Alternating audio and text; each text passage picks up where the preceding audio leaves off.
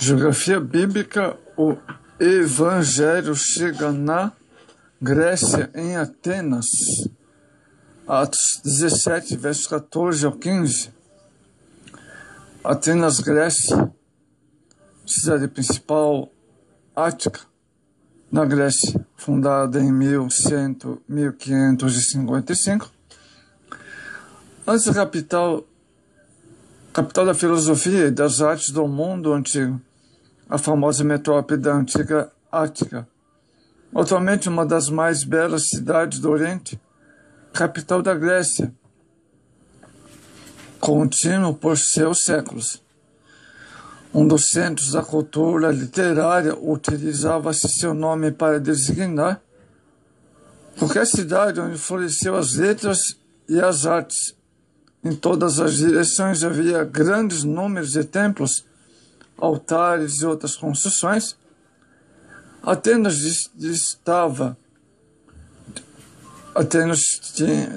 tem uma distância do mar Egeu de 8 quilômetros, que é Pireu, o porto de Atenas.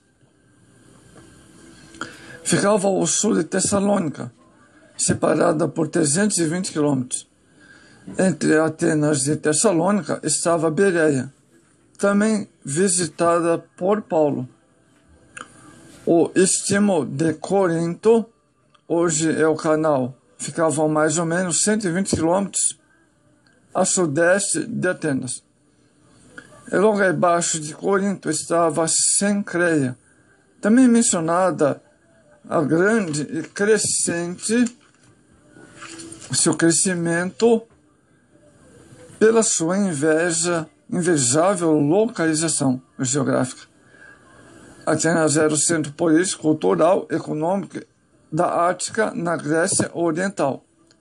A cidade-estado de Atenas era coextensiva com a península de 1.600 quilômetros quadrados, aproximadamente triangular.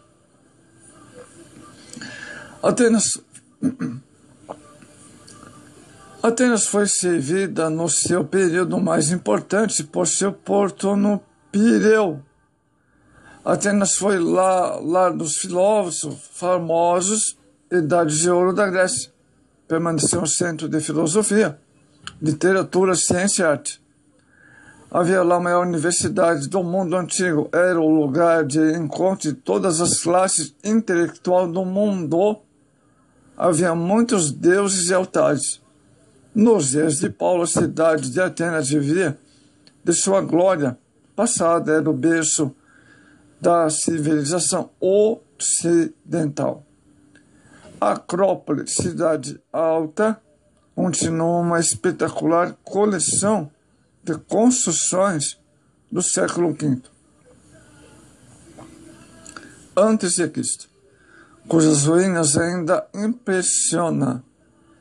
Em 1546, os turcos conquistaram Atenas e o Partenon tornou-se uma mesquita. Posteriormente, os turcos usaram o templo para arsenal de pólvora. Guardavam pólvora no templo. Foi bombardeado e parte central foi destruída. O Evangelho em Atenas, Grécia. Paulo parou brevemente em Atenas em sua segunda viagem missionária para aguardar o final da tempestade de oposição levantada contra ele em Tessalônica. Aparentemente, Paulo não tinha nenhum plano para a evangelização da cidade. O apóstolo Paulo mostrou-se na sinagoga e na agora atinense. Atos 17. Nessa última, ele teria visto estruturas muito importantes: a Câmara do Conselho, a Casa da Moeda, o portótico do Atalo e o templo de Rafaesto em sua colina adjacente.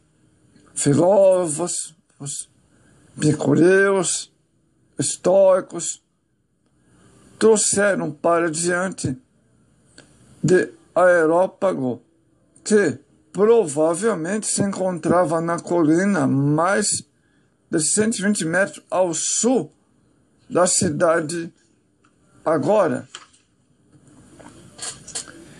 Ali Paulo pronunciou seu famoso discurso no qual se referiu aos templos feitos por mãos de homens, Atos 17, 24. Sem dúvida alguma fazendo alusão aos famosos templos da Acrópole, a leste de Areópago.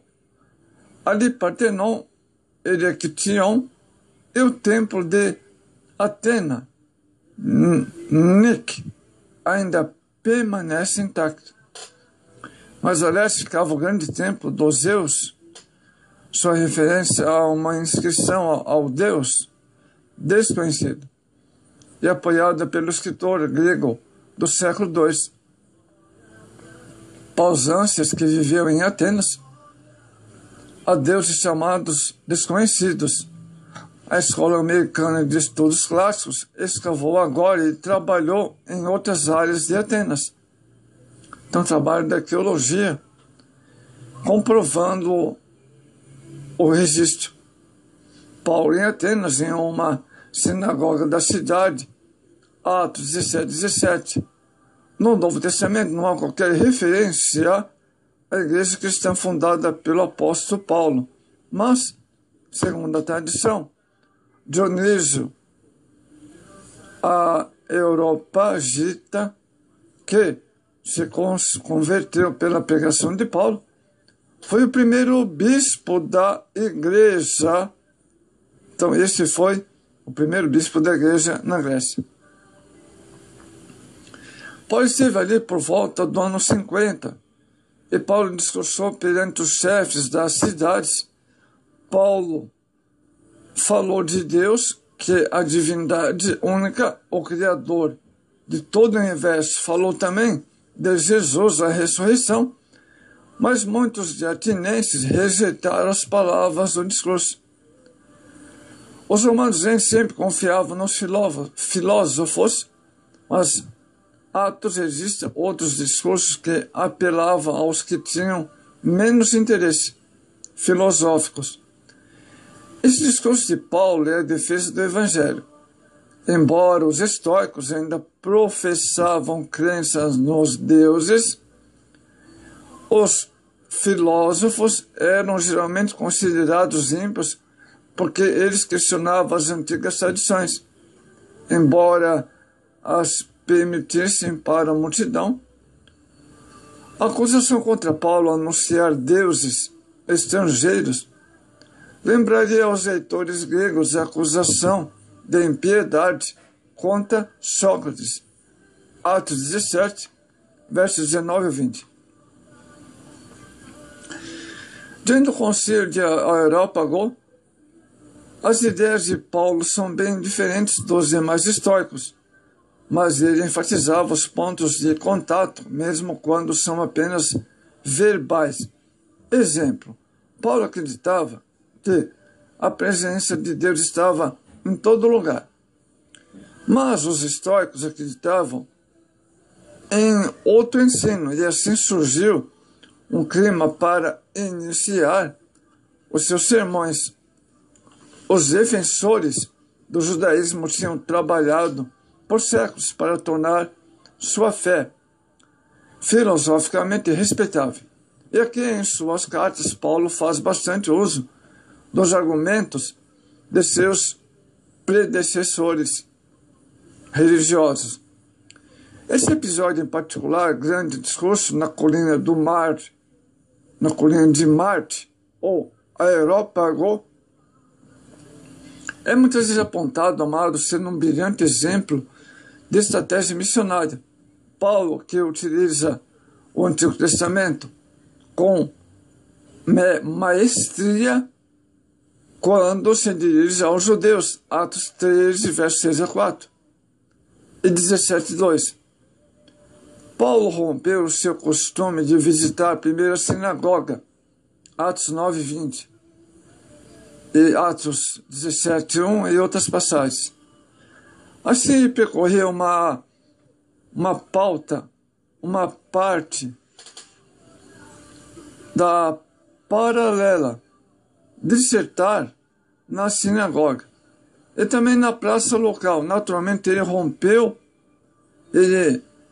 o local natural de reunião na praça, em Areópago, né, em Atenas, dos que quiseram discutir assuntos sobre filosofia e ouvir os debates. Então, o apóstolo Paulo alcançou essa cidade, pregando em Atenas nas praças.